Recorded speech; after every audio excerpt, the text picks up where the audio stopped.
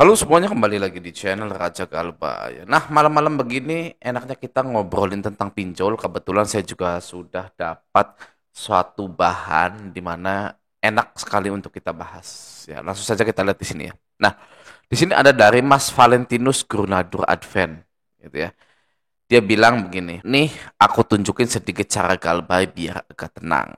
PTW, aku mantan Deskol dan FC lapangan area DIY dan Solo Raya ya, jadi sedikit paham cara kerja mereka. Namanya Valentinus Grunadur. Ini yang beta-beta bukan ya? Yang suka nakut-nakutin, ini beta mau ke rumah gitu. Kayaknya beta-beta ini. Oke, oke, nah kita lanjut dulu ya.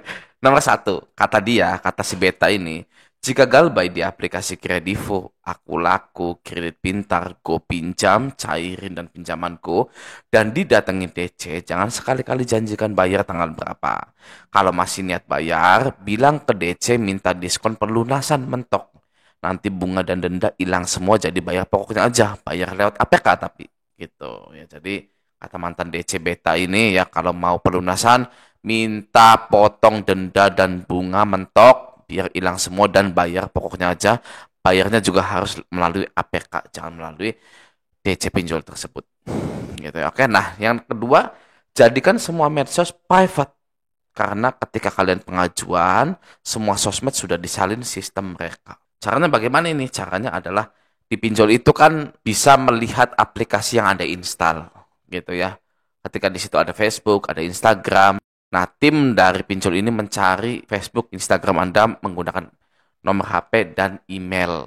Nah, nomor tiga, buat tampilan get kontak kalian jadi private atau tidak terlihat karena biasanya Discord cari info penting lewat situ. Oh, gitu guys. Jadi, ya, nomor kalian itu dicari di get kontak.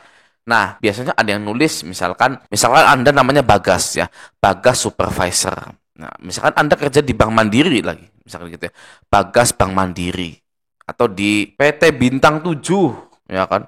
Bagas Bintang 7. Oh, ini kerja di Bintang 7 kayaknya nih. Ya kan DC-nya tahu begitu. Nah, nanti telepon kantor Anda. Nah, itu banyak tuh yang heran ya, kenapa kok bisa tahu kantor baru atau kantornya, padahal dia tidak pernah input kantor lama atau kantor barunya itu. Gitu ya, oke. Jadi get kontaknya kalian privat saja. Nah, nomor 4, jika FC itu eksternal, maka tiap bulan akan ganti orang. Kecuali kalian bayar bulan itu, nah bulan depan orang itu lagi yang urus. Gitu ya. Karena mungkin dilempar-lempar, nggak becus, akhirnya keluar gitu ya. Oke. Nah, nomor 5, kalau kepepet DC maksa bayar, maka bayar aja 100.000 atau 50.000 lewat virtual account dari perusahaan DC tersebut. Tapi ingat, nama dan aplikasi tujuan transfer harus benar nama kalian.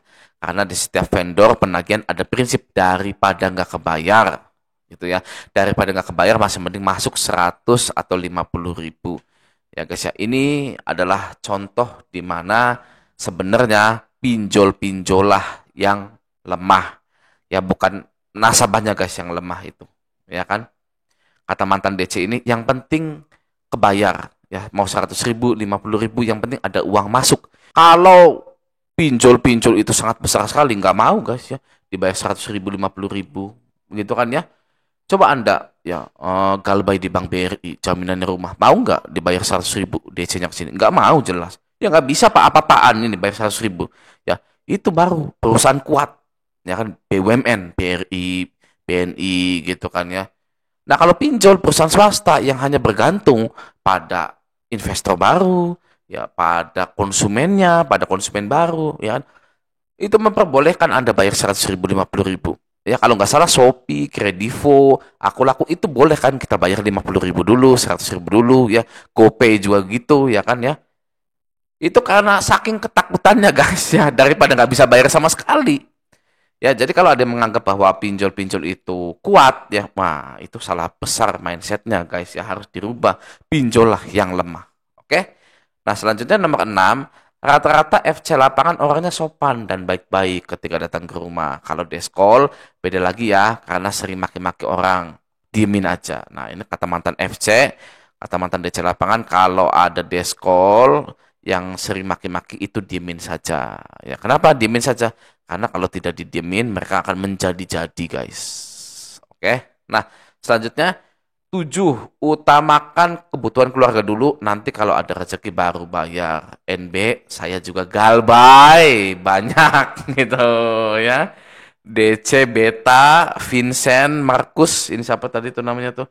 Valentinus, Grunadur, Advent ya, Mas ini jadi DC, jadi FC. Ujung-ujungnya galbay juga gitu ya. Jadi banyak loh ya. DC-DC yang menagih, sedang menagih Anda itu sebenarnya lagi galbay juga, guys. Ya, mereka itu ketawa-ketawa. Ya, ngirim pesan-pesan peringatan kepada Anda, pesan-pesan ancaman itu sebenarnya lagi ketawa-ketawa, guys. Mereka tenang, ya, karena tahu galbay itu DC-DC-nya itu ya seperti mereka, seperti di sekeliling mereka itu, ya. Jadinya kalau mereka galbay berani, kalau kita kan nggak tahu tuh DC-nya kayak apa, ya kan? DC-nya sangar kayak beta kayak ya kan kayak gini kayak gitu ya kan. Nah, kalau DC sudah tahu DC-nya itu siapa-siapa gitu ya. Ini postingan dari Valentinus ya.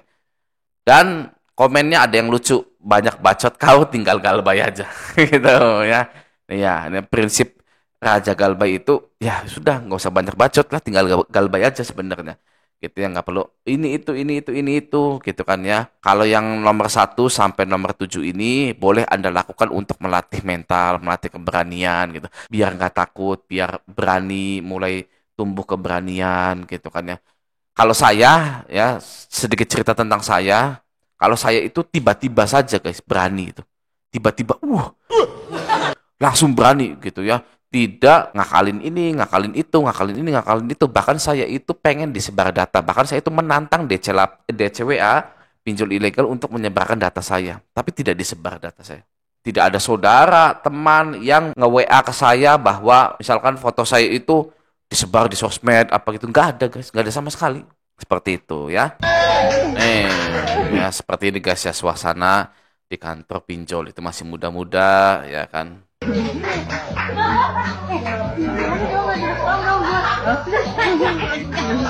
Guys ya, isi penagihannya, woi bayarkan kau maling, gitu kan ya.